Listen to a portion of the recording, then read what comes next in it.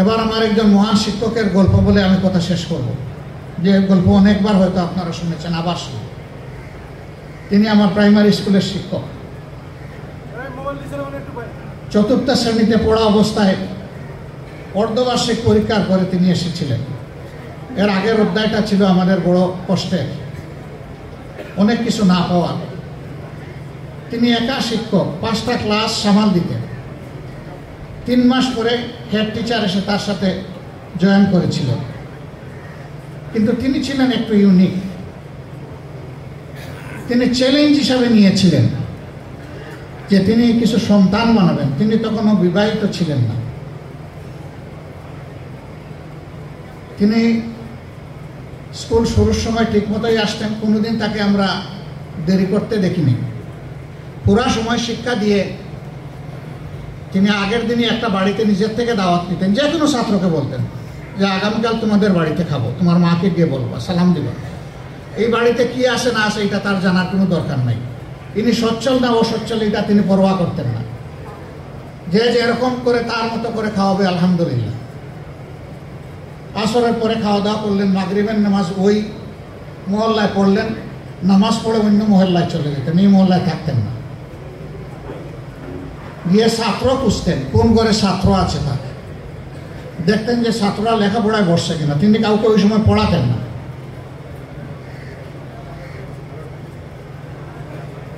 দেখে দেখে তিনি এশার নামাজ পড়ে তারপরে তার বাড়ি এখান থেকে 3.5 মাইল দূরে বাইসাইকেল চালিয়ে কাঁচা রাস্তা দিয়ে তিনি চলে যেতেন। এটা ছিল তার সপ্তাহে 6 দিনের রুটিন। আমরা যখন ক্লাস 5-এ উঠলাম তখন আরেকটা চ্যালেঞ্জ উনি নিলেন যে আমার স্কুলে বৃত্তি আনতে হবে। আমার স্কলারশিপের জন্য তিনি কোচিং শুরু করলেন। আমরা একটা সময় টাকা দিতে চাইলাম। তিনি বললেন টাকার জন্য আমি কোচিং করব না, তাইলে কালকে থেকে আমার আর কোচিং নাই।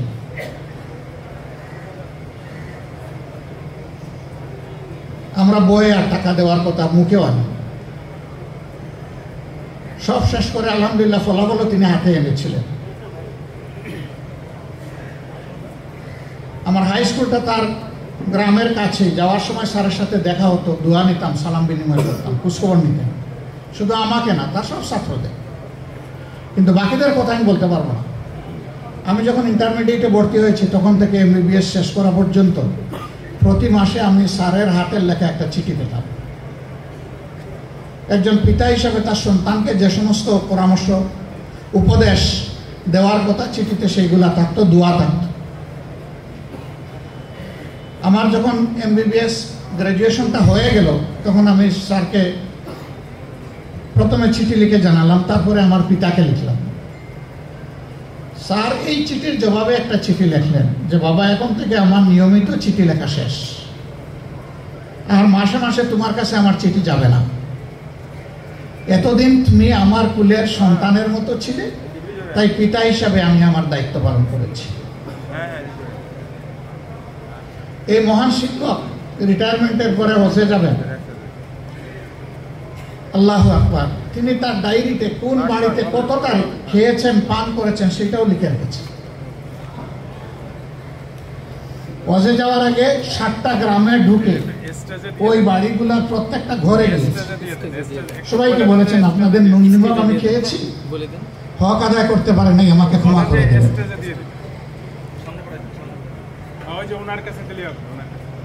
ক্ষমা তো গ্রামবাসীর তার কাছে চাওয়ার কথা।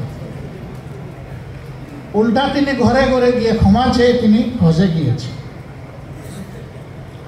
তার রাজনৈতিক দর্শন এবং আমার দর্শন সম্পূর্ণ ভিন্ন।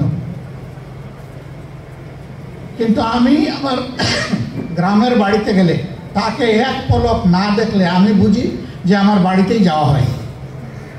এখনো তিনি বেঁচে আছেন।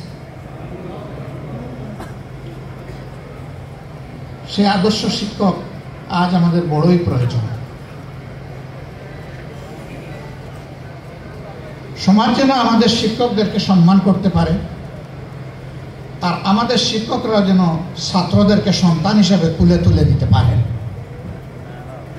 তাহলে ইনশাআল্লাহ আমরা একটা বিউটিফুল সোসাইটি পেয়ে যাব। এবং অবশ্যই শিক্ষা হতে হবে কোরআনের সেই আয়াতের আলোকে, ইকরা বিসমি রাব্বিকাল্লাযী খলাক, পড়ো তোমার সেই রবের নামে যিনি তোমাকে পয়দা করেছেন। অর্থাৎ রবের দেওয়া শিক্ষাকে বুকে ধারণ করে বাকি সমস্ত শিক্ষার বিকাশ ঘটাতে হবে। এই জন্য আমরা যেখানে যাই বলি যে আল্লাহ যদি কোনোদিন এই দেশ পরিচালনার দায়িত্ব আমাদেরকে দেন, কবুল করেন, এটা আল্লাহর ইচ্ছা। জনগণের ভালোবাসা সিক্ত হয়ে যদি আমরা যাই, তাহলে আমাদের প্রথম দায়িত্ব হবে শিক্ষার সংস্কার সাধন করা, শিক্ষককে শিক্ষকের মর্যাদার আসনে বসানো, আর ছাত্রদেরকে দেশ গড়ার কারিগর হিসেবে তৈরি করা,